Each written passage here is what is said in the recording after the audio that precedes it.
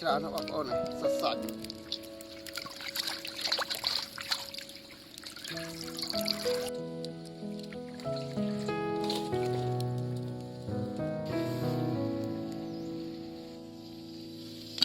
យ៉ានេះបងប្អូនខ្ញុំចាក់ប្រេងខ្យងដើម្បីប្រឡាក់គ្រឿងជើងជ្រូកយើងប្រេងខ្យងគេដាក់ឲ្យវាឈ្ងុយណាដាក់ហ្នឹងមកសាច់វាក៏ហមស្ដាប់ហើយឈ្ងុយបណ្ដោយ30ថ្នោបងប្អូនដាក់ឲ្យវាមានរសជាតិប៊ីចេង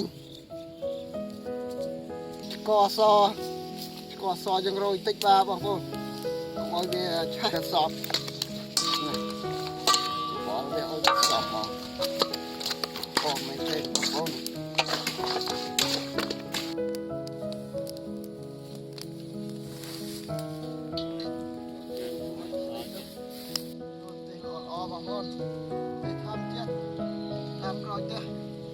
nhưng mà chắc lại cái áo này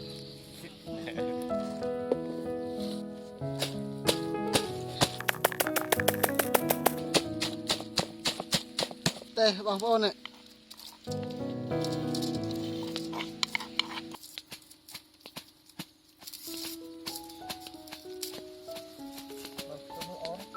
không á mong sớm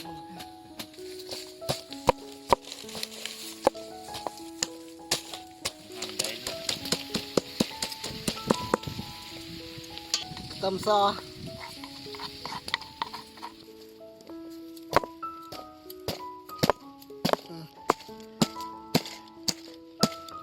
niệm ở đây nha làm đây châu hai băng phôn nhưng mà bỏ ra sọp này dùng làm như thế băng phôn này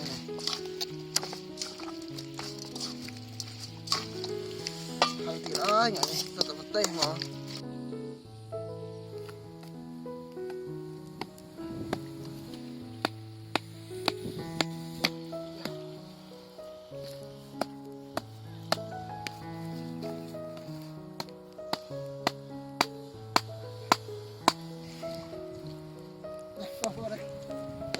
chân chút nha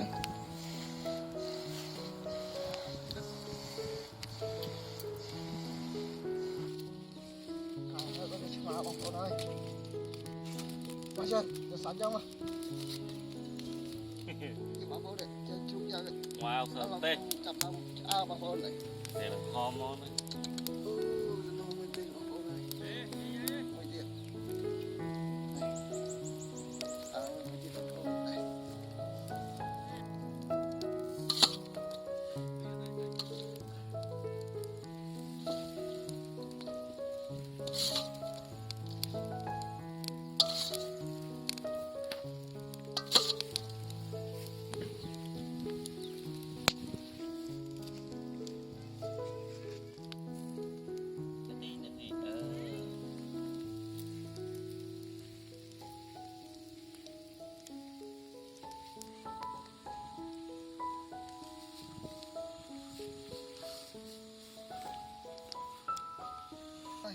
không chặt đam prạ bây giờ nên là tình lòng ngắn lên đây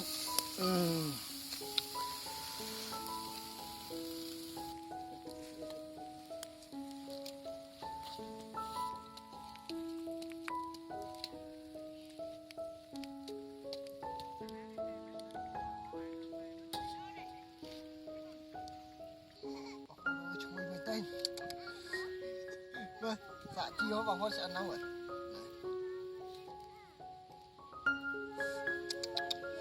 Mua sạch cái chợ này bằng con đây. Vâng. Ngon men tên ngồi vang. Tại sao chạy nè, nó thấy nè. Sợ này. Ngồi à? Ngồi vậy. Nè. Đây là thắng. Đây bằng con đây. Ngồi men tên này.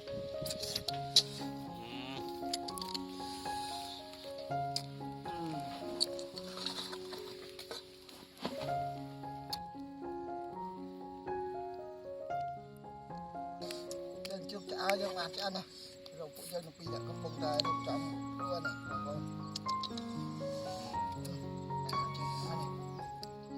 ăn lo mình tê đó bà con này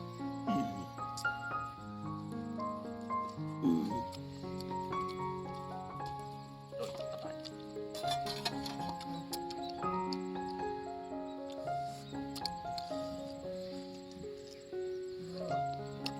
Ngon.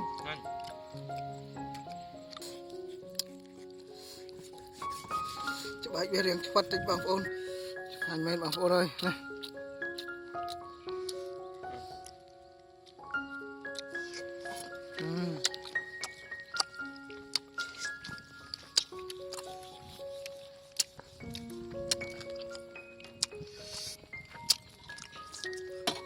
Ngã nhân đâu thế?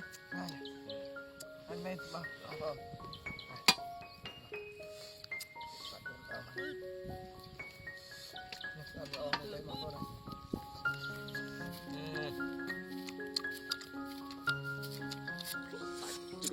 Thế.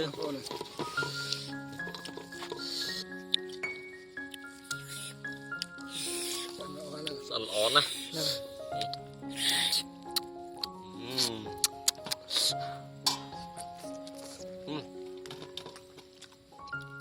Ngay không hả? Phải. Ngon mình. Phải không nước hả? nhanh mình ngồi mong Thôi.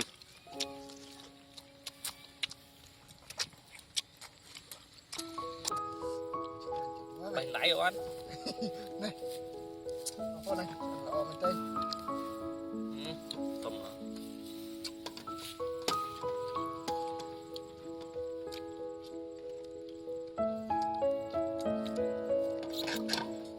Trông tại chân món. nè Đá chứ. Hộp bạch lòng. Bạch. nhanh nhanh bà con Mày nhé. nhanh tôi ta bao nhiêu Bạch có trái không?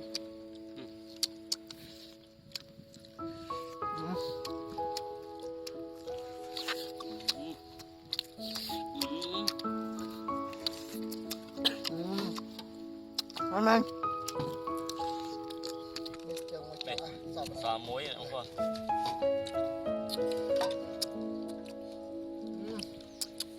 nhanh nhanh Này.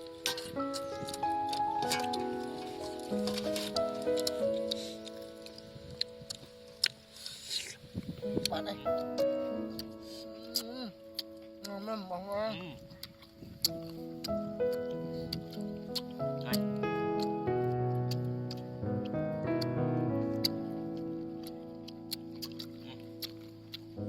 cảm ơn nào chụp áo dân về thà chân mui tay chân pù chụp pi nhà lo sò cho ăn con đang cảm ơn rồi về miền chụp chụp ngắt men chân rồi đang phụ dân chụp pi lẹ xôm cho em lẹ lên xôm con bye bye